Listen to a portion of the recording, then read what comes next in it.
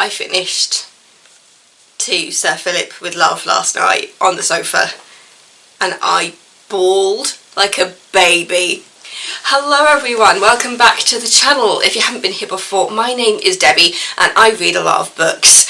I am continuing the Bridgerton series by Julia Quinn, and I had just finished last night To Sir Phillip with Love. I will let you know I do have a bit of a sore throat at the moment, so if I'm sounding a bit croaky, I'm feeling fine everywhere else. So To Sir Phillip with Love. Let's get the front cover up. I'll admit this is my favourite one so far.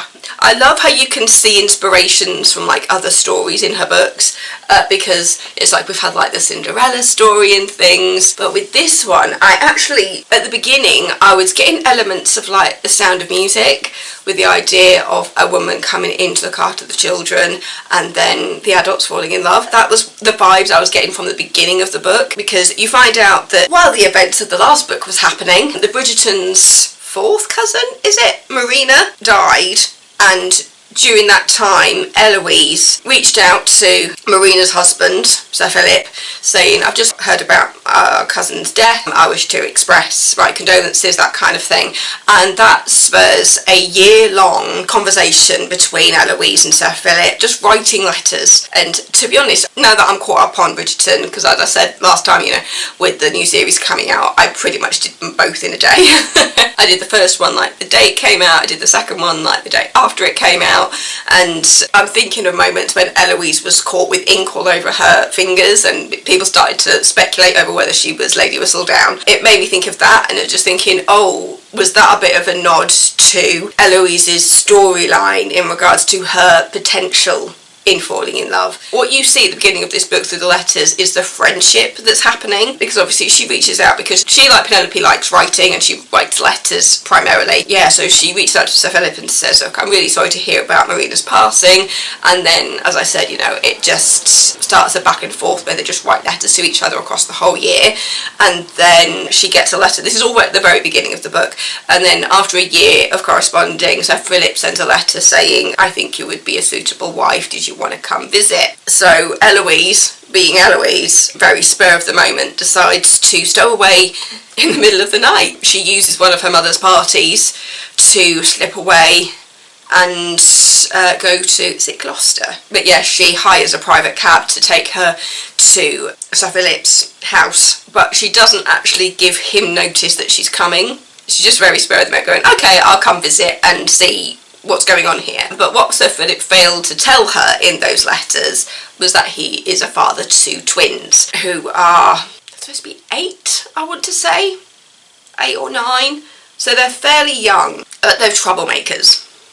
And that is where the comparisons to The Sound of Music came in for me. You find out about how they treated their previous governesses, and this is the one that just made me think of The Sound of Music with the pranks. It was the fact that they glued their last governess's hair to the pillow, and that was the prank that just made me think of The Sound of Music and the 7 Kids and the pranks that they play on their governesses to make them run away. And so they've got a current governess which they don't like, but Philip, he just thinks that they don't like her because she is trying to discipline them and they're fighting back against that. There is more to that as you go in, and that part of that storyline really did make me cry. It was quite heartbreaking, I will say, because there is talks about child abuse and depression in this. You find out that Philip, when he was young, was very fearful of his father.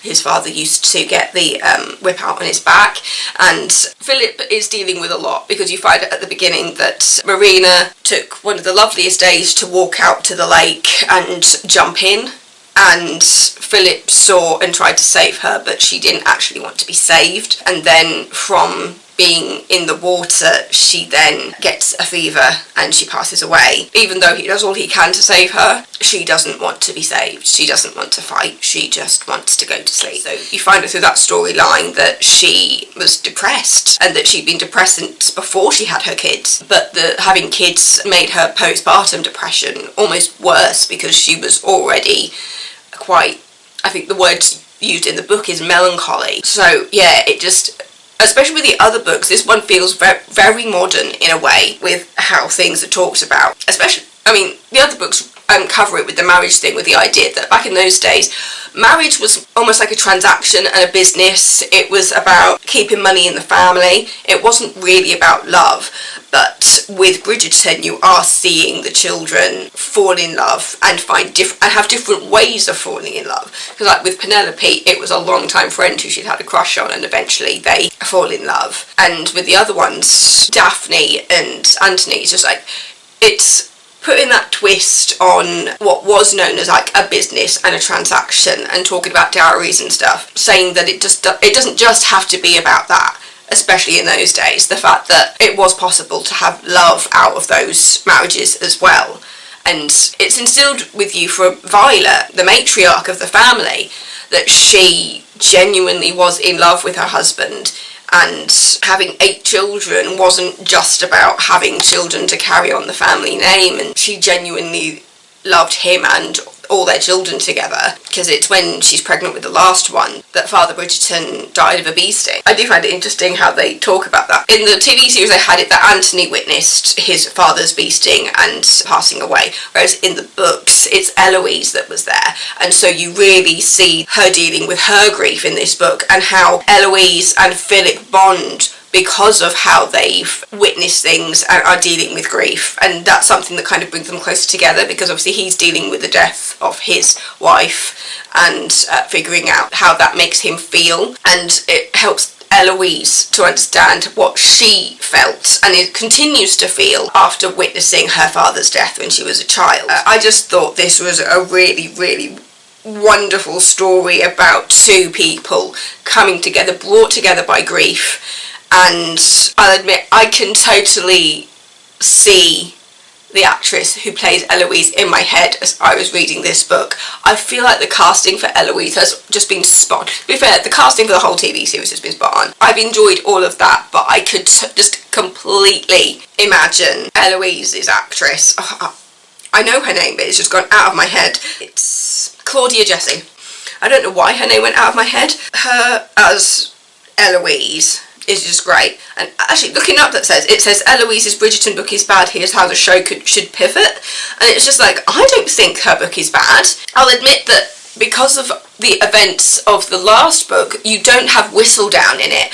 Each chapter starts off with Eloise's writings to her family and friends regarding her previous proposals of marriage, because is it 6 proposals that she's turned down before she decides to explore the relationship with Philip. But I do actually think it would be a really interesting one to bring to the screen. Obviously there's certain things that would have to change slightly. I mean, that happens with any adaptation, but I actually really like the story. It will be interesting to see how that fits in with the other stories that they like to tell at the same time, because obviously with each book you literally just focus on that one person. You don't really get much from the rest of them. And with this, you are entirely in Eloise's bubble in regards to her going to see Philip. And when she turns up and he looks at her and he was just like, I wasn't expecting you to come, like I hadn't prepared for this. And she's just there going, but you invited me. And he said, yeah, but I didn't expect you to leave your house in the middle of the night and not actually tell me you were on your way. And you see about Eloise's habit for just talking and talking and talking. And there's a moment when they have a conversation, they almost have a fight. They have an argument. And when he tells her that she talks too much, she stops talking, but she's still like mumbling to herself, and he's just like, wow, you do not stop talking. Like, even when you're not talking to me, you are talking to yourself. And I thought that was quite a funny moment that would be interesting to see on the screen, just having this moment of Eloise just going from shouting at him, just mumbling to herself, and you can see her lips moving. I think that would be quite clever. But yeah, there's quite a few moments in this book that I would really, really love to see adapted. And I don't want them to pivot. It was bad enough seeing some of the changes from the Kate and Anthony story, which I loved the screen version. There was just some moments from the book that I think would have been wonderful to see on screen. As I've said before, it was just the moment in the library when she's terrified of storms, she hides under a table and Anthony goes and joins her. Just that moment is burned into my brain from reading that book, and I was gutted that story didn't make it in to the TV series. I think that would have been such a special moment to see the electricity between them while the storm was happening. But they completely brushed over Kate's fear of storms in the TV show, and I was like, but this is about such a big part of the book, how could they ignore it? For this book, it's seeing how Eloise deals with the children, because from the moment that she turns up, they are pranking her, and to the point where she kind of gets injured, and you see Philip trying to understand how he can discipline his children, but then also he has a very strict view in his mind about the mother's role or the women's role, and he's looking for somebody to look after the house and look after the children while he is a botanist and he works in his greenhouse in the garden. And you realise that Eloise wants more of a partnership in regards to what she's seen from her siblings. She's seen the partnerships that have happened and the genuine love, and she does want that. And I just found it interesting how both of them talk about love and the idea that they don't really know what love is and they don't love each other. And from that first moment, you're just like, surely that was the moment. It's like in The Sound of Music when Maria and Captain Von Trapp talk about the moments that they fell in love with each other. And in the film, Maria says, I knew as soon as you blew that whistle. That is kind of what it's like for these two. Like, I think it's the moment that she turned up and he saw her big brown eyes. And I think that was the moment that Philip actually falls in love with Eloise. And I think Eloise falls in love with him pretty much as soon as she sees like his green fingers. You know that there's a moment pretty much straight away where it's just like, this is something. They just need to figure it out. Can you hear me just getting croakier and croakier? I need to go have like a lemon and ginger tea. I do have Manuka honey on the way. I really enjoyed this book. And the idea that anybody thinks this book is bad is ridiculous. I do not understand the person who wrote this article saying about how bad the book is, because it talks about Marina's depression and how Philip was trying to deal with that. So this is actually a very, I think it is a bit on the nose, because we're in a time when depression is something we can talk about. That wasn't something that was talked about in those days. They don't really know what depression was. And the point is that Philip's mind is changed by meeting Eloise. So I think this is actually a perfect story to bring in and help people realise how dated Philip's views are in the beginning, and seeing him change for the better, because Eloise doesn't change him. He wants to change. He knows how bad things got with Marina, and you see him getting really scared when he argues with Eloise, because he's just like, I don't want Eloise to be sad. He is terrified of meeting somebody who has the same issues as Marina. And the fact is, when you are with someone who is depressed, it is incredibly difficult. And you can't help someone that doesn't want to be helped. And that is the point of this. Through everything he tries to do for Marina, she doesn't want to be helped. And that puts them both in a horrible situation. And when you realise as the book continues how he feels about Marina and that relationship, and you realise that yes, it was initially because he felt like he needed a wife, you know, they had the twins, but ultimately their relationship wasn't one of love, it was one of convenience. That was the point at the time. A lot of marriages were convenient, and I think the person who wrote this article doesn't understand the difference between history and now, and learning from mistakes, because you see Philip have a complete 180 throughout the book regarding how he feels about marriage, how he feels about his children. He does love his children, but he's trying to not repeat history in regards to how his father dealt with him by doing a 180 there, not realising that that can also have effect on the children. So you're seeing a complete character growth from Philip, and Eloise is there to help it along, I guess. I mean, it says here that it's clearly going for a Sound of Music Captain Von Trapp situation, but it doesn't work. I feel like it does. I found it very, very powerful. It says book Eloise feels wildly different than the goofier version of the character Claudia Jessie plays on screen, but I think that it would fit really well, because we see how she is with her siblings and you see her with her friends, but this is putting her in a completely different situation where she has run away impulsively in the middle of the night to meet a man who she's been corresponding with for a year, and she's thrown into a world that she doesn't know. She meets Philip, she finds out about his twins, and the pranks that they're playing, and the governess that they have at the moment that they don't like. And Eloise admits that she doesn't like the governess either, but she doesn't know why. And it feels like a very big story about the children, to be honest, and how they are treated by their father and the adults around them. And remember, they're kids, they're like 8 years old. But yeah, I think there are certain things that can get changed. But I'll admit, the moment that Philip meets the brothers, Eloise's brothers, is such a great moment. When they turn up and she's like, oh no, they've figured out where I am.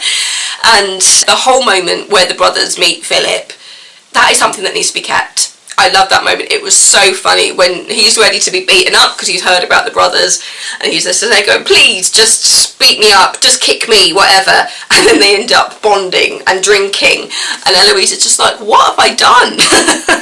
I think that would be a great moment to go from book to screen. But yeah, I feel like whoever wrote this article saying how problematic the book is has completely missed the point of the book.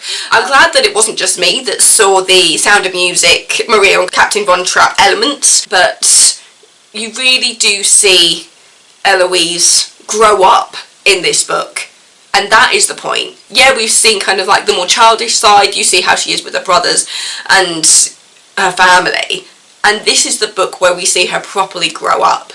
And you see her put into a mothering position, and you realise how wonderful she is with the kids. And she would be, because she's got younger siblings as well. Yeah, I just thought it was a really good book. I really enjoyed it. The end really did have me bawling. I cried on the sofa at like 10 o'clock last night, because when I got home from work I only had about 50 pages left of it, so I just thought I can do that easy. So after I had my dinner I was just like, right, time to finish this book. But yeah, I actually really enjoyed this book, and to those who think it's problematic, missed the point entirely. But yeah, I think there's a lot to do with this book that could be adapted, and I understand changes will be made. I hope they try to keep the core of it, because as with the other books, they do try to keep the core and just change like these subtle things. But yeah, whoever wrote this has said, in this case, they shouldn't be afraid to scrap large parts of this storyline and either give Eloise a brand new Scottish adventure with a hunk, or bring back fan favourite newspaper man Theo.